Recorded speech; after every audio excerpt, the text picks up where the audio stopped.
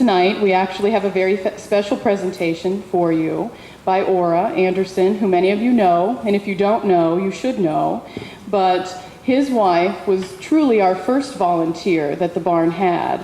She was the one who had the perseverance and the passion to save this building and make it an art center. She was an artist herself. She was a self-promoter, I hear, and quite a wonderful woman. And he's going to tell us a little bit about her tonight. So.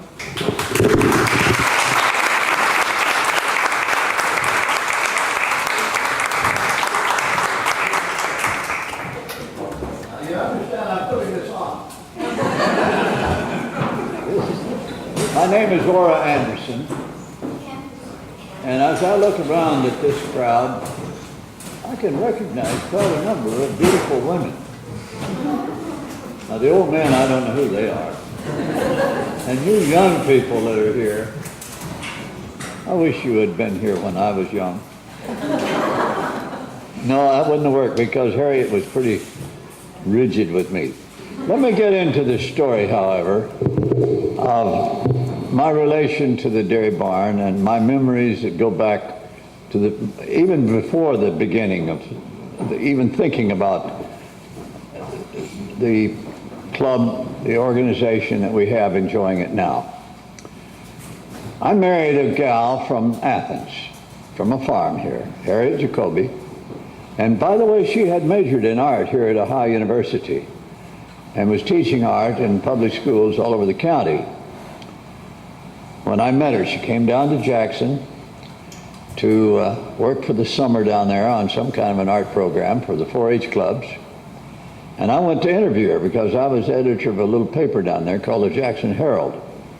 Twice a week, I produced this marvelous newspaper. Went up to interview her, and when I finished the interview, I then said, well, I've got one more duty, and I made out an application for a date.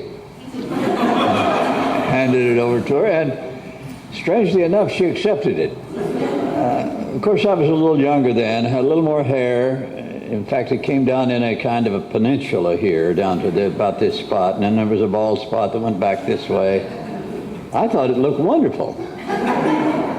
She tolerated it. Anyway, that was the beginning of a romance that ended up with experiences like this building provided us for many, many, many, many years. When we moved down here, as I said, Harriet was a professional artist and pretty successful. She sold about 300 big paintings like these during her lifetime. And I'm quite proud of her. In fact, she made me proud of everything she did. But when we got down here, one weekday, it had to be a weekday, we were sitting out on the deck of our home, which is just directly north of here, on a farm, and we were sitting there with 5 of our friends in this town. I think a couple of you are probably here in this room right now. And we were just having a good cocktail party and eating some good fish that I'd caught out of the pond that day. And we were sitting there comfortably having a good time, and we got to talking about art. And we talked about the fact that there was no public place to display art, to have art shows in the Athens area back in those days.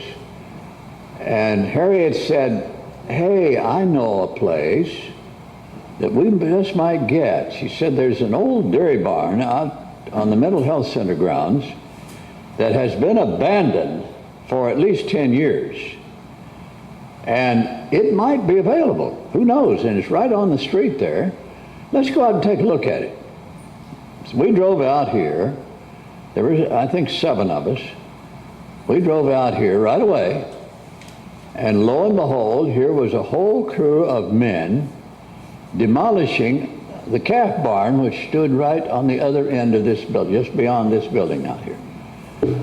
And we rushed up, we said, who's the contractor? Who's the contractor? Who's the boss here? And they pointed out some guy, and we went and talked to him, and he said, yeah, I have a contract to tear this whole thing down except for the office building out here, because it's going to be turned into an agency headquarters of some kind. And Harriet turned to me and she said, "No, this is not going to happen." Now she bossed me around that way. She really did. Well, I had been a lobbyist around Columbus for years and years and years, representing first the dairy industry and later the Bankers Association. And so she knew I knew my way around in Columbus. And she said, "You get to Columbus Monday and you talk to Jim Rhodes, the governor, and save this barn. This is just right for an art center." Well, when a woman like Harriet points her finger at your nose and shakes it and said, "You go do this." So I took off Monday morning for Columbus, went in to see Jim Rhodes, who was an old friend of mine. And when I got through telling him about this wonderful old barn down here that was about to be torn down, in fact, they were abandoning the farming operations at all of the mental health institutions across Ohio, and there were about 7 of them back in those days. And this was one of the real big ones here.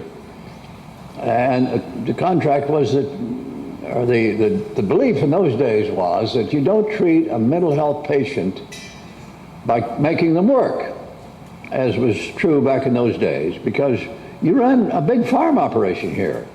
And there were at least 500 of the folks that were kept here for treatment or for care were actually able to work, even though they weren't able to make judgment decisions. Anyway, it was a typical situation throughout the state. And so I went to Columbus to talk to Jim Rhodes about it. As I said, I'd known Jim for many, many years around my legislative work. And when I got through, now this is an absolute truth. I'm not exaggerating this at all.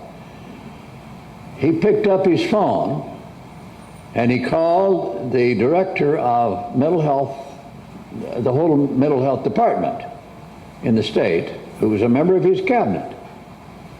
And he said, "Andy Anderson is here and he wants the old dairy barn down at Athens."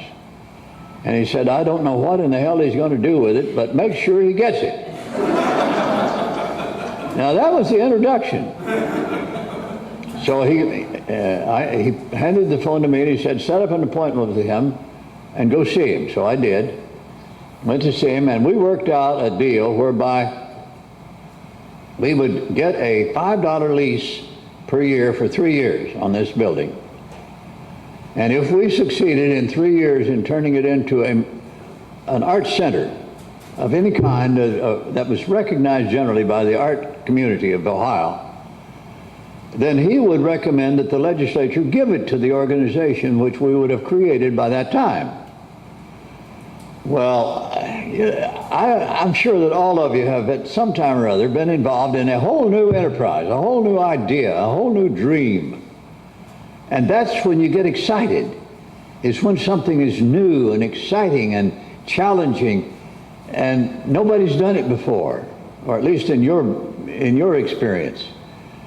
Well, it wasn't difficult at all to put together an organization within a matter of 2 or 3 weeks, because the first thing we had to do in order to make this thing usable in any sense of the word was to clean it out. Now let me describe to you.